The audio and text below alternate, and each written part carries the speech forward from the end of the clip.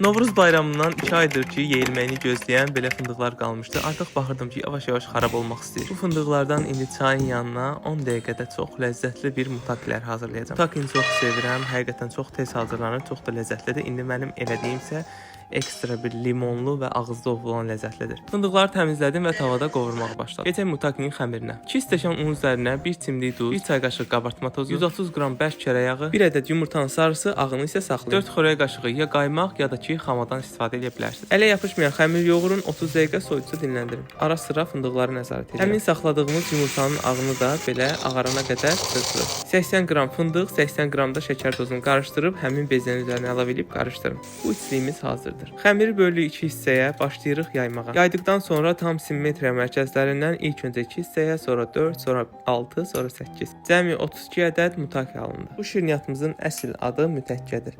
Öncədən isidilmiş 180 dərəcə sobada bişirməlisiniz, ehtiyatlı olun, üzəri qızarmamalıdır. Süfrəyə pudra şəkəri ilə servis edin. Dəhşət ləzzətli idi. Ağızda ovulan, limon aromalı bir mutaki hazırladıq.